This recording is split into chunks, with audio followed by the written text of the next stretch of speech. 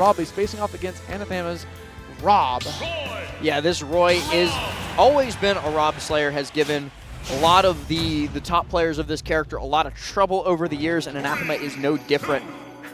So we're going to see who ends up taking this one, because we've already seen like you said, the data go say one thing and then the sets actually go another way. It happened with DD, it happened with Peanut, and it might very well happen here again with Goblin. I'll just wait and see. So starting out right out the gate, we're looking really strong. Up air is, okay, I was going to say up air is a good combo starter, but it's also a combo extender too. Like, it does everything. It's just up airs. Yeah, it does your dishes too. Anything up, just send him up.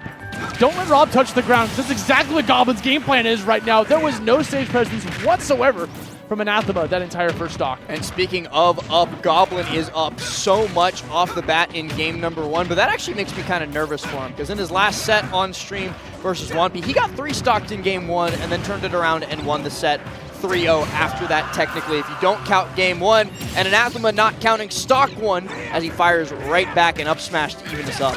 Yeah, I'm telling you, I feel like we're just watching Fire Emblem right now. They're taking turns attacking. It's like, oh, cool, good crit. Now it's my turn, and then they get a kill. Like, they're just taking turns bodying each other. It's time to tip the scales. Yeah, and then crits and murders you. Yeah. What was the... Have you played many Fire Emblem games? Yeah, I'm a huge fan of Awakening. You know, I was about to say, I was literally about to say, you know Frederick's crit line in Awakening? Pick a god and pray. That's exactly how I feel fighting Anathema's Rob, because I think divine intervention's the only way that I'm getting away from some of these combos. I mean, Goblin's gonna have to start praying right now, because right now he had that lead, and now all of a sudden sitting at 37 damage.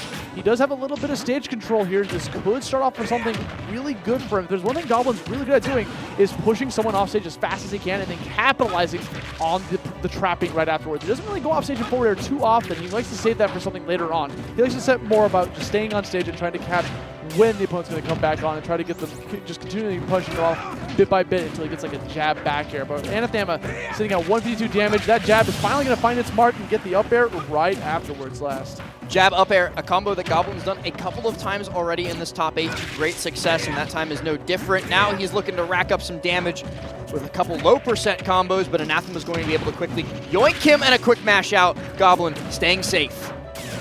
Oh, we're going to shield through that laser. Ooh, good mix on the air dodge. Yeah, that mixed me up. I did not expect that air dodge whatsoever. That was like the weirdest time to do it, so Anathema was definitely caught off guard. Goblin coming back in here, gets another south part up airs, continually getting it, but he needs the sweet spot or in a better position, because right now he's going to get caught by an up air, and that's going to be Anathema taking away first game. Does not matter how that first stock went. He is calm and collected right now. It feels like for the vast majority of these sets, playing good at the start is bad. It's cursed. It curses you immediately, and it ends up resulting in your downfall, as Goblin opened up that first game with a beautiful stock, got fragged back on immediately, and then Anathema ends up taking the game. Going into game number 2, we'll see if that trend continues or if Gob is able to buck the trend. There's one thing Big Gob knows, it's that the comeback is always greater than the setback. I mean, it's why it's a race to 3, man. It's you got 2 more games at least. Battlefield as our venue here, an interesting choice. As a Roy counter pick. So to be fair, like, Battlefield's always a good stage if you just own a sword in some capacity. Like, just being able to swing through those platforms is really strong for them. It gives them a lot of access to be able to try to catch people's landings. It's kind of difficult to land against swordies when you're on Battlefield alone. But, I mean, Rob does have a lot of tools in this kit to help him with landing, whether it's the fuel, the gyro, or even just shooting a laser from far away. Metal Gear Solid music as well. Shadow Moses Island playing in the background. Gonna try and give Anathema the power up to win this out, but Goblin looking to connect at the ledge here to close out the stock. I like that he recognized that that fourth swing was not going to connect. He was not hit confirming, so he opted to stop it prematurely before going back in with another jab. Goes for the simple forwarder, doesn't even need to go for the RAR. Ends up taking that first stock yet again, but hopefully time is not a circle for him. We shall see if it loops around back again. Groundhog Day over and over. Because if Anathema takes this stock right back, it's going to make me upset and make me scared all at once. Make you feel feelings, bro. All of them negative. Coming back down onto the stage here, Anathema gets caught by another grab. Goblin pretty much in control right now. Again, kind of denying him any sort of stage presence. Another down air into a back air. Goblin stealing away the second game. Great stuff. He's got a 3-stock lead this time around, and once again, winning game 1, bad. you guys just throw game one. It'll be a race to see who can SD 3 times first. Man. Goblin able to live through that up air as well. On Battlefield, still holding onto the stock, and now with full rage, he can start to get some conversions here, which is doing just that, Austin. That rage could come up huge. No freaking way. He's looking for it. Gets the jab into an air, has him back off stage. What is the answer here? What is the next plan? Down air, fantastic tech. Anathema recognizing that down air was coming his way, but right now, sitting at a pretty high percentage, we do the drop zone forward air to close it out. This entire set, Goblin has very rarely gone for that until it was going to give him the game win. He saw an opening, he saw he's putting on pressure, and he capitalized that and brings it to a very strong game number 3. A 3 stock to lead us there as well, a drop zone fair. I was worried about rage coming into play just for Anathema's sake, and it certainly did. Goblin doing an amazing job of capitalizing off of opportunities given. You saw the great tech from Anathema off of the down air, but that was about the only thing that was good for him there. And honestly, this win would mean the world to Anathema, because not only would he get a win on someone who's got a winning record against him, he's also been placing 5th recently. He got 5th at Rising Grind, 5th at Momocon. So you know he doesn't want 5th again. If he loses here, he gets 5th place. So if he gets that one more win, he finally breaks that curse. And a 5th place curse, or any sort of placement curse, can be a powerful thing indeed for a player, and breaking it even more so. It can always be the start of a legendary run for them. So we'll see if he can do so here. Gonna have to get through this lead that Goblin's built himself. Got some more jabs coming out. I like that fadeaway nair. Just he recognizing that he hit the shield, so he's just going to back off and not try to apply any more pressure. But good edge guarding coming out from Anathema. He literally just went for that forward tilt, got him out of dodge, hit that corner, and managed to steal that stock away. Goblin using the lesser space that Smashville provides. Try and keep this pressure up on Anathema and just throwing out kill moves left, right, and center. So nothing connecting. What was really cool about that forward smash is he dropped the gyro in front of him. So he's hoping that Anathema was going to roll in to avoid the gyros. That's why he prepped up that F smash. I don't think that was going to work, but I like the idea and the process of playing around the gyro like that. Seeing if they can cook up something fierce. A back air connects. And that's the stock gone. Only 35% of extra credit. Anathema not taking it nearly as far as Goblin was able to. And a great empty land fair sets him up for a grab and a lot of damage at the ledge. Yeah, Roy doesn't get too much off of throws, so a lot of players will just rather shield through everything and just take the grab sometimes.